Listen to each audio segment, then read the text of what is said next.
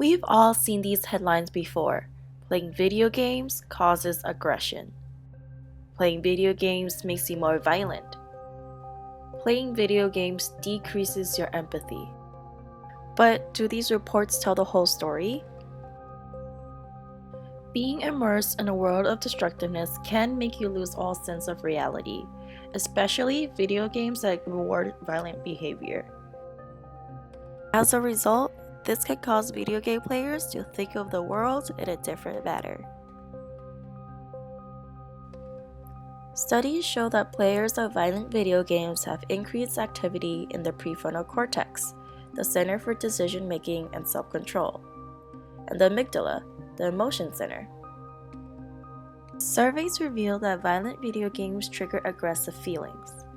In fact, there are many violent murders in real life where people have killed their victims in the same fashion as the video games they play the most. But how much of these claims are actually true? Do video games cause violence?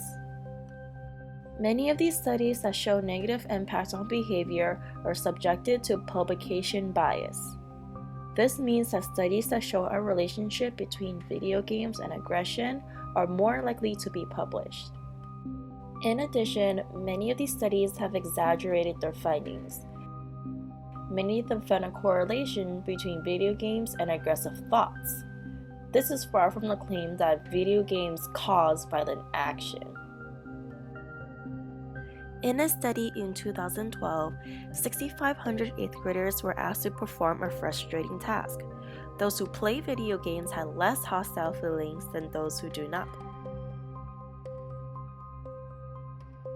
Playing video games puts the player in situations that require critical thinking and problem solving under pressure.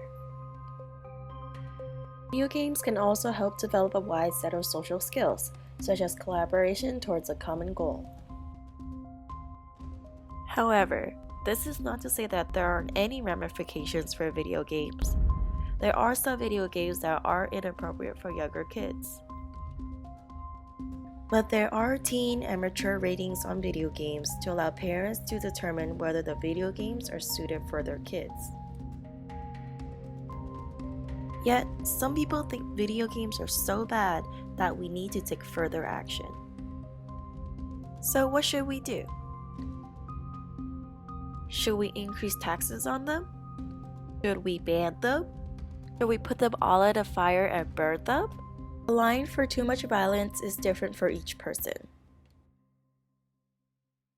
Before asking Congress to be involved, think about what you want to be achieved.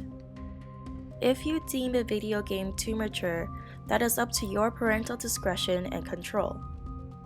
If laws and regulations are implemented, would violence in books be censored as well? With the bias and inconclusive data on video games, maybe we shouldn't go on a witch hunt for them just yet.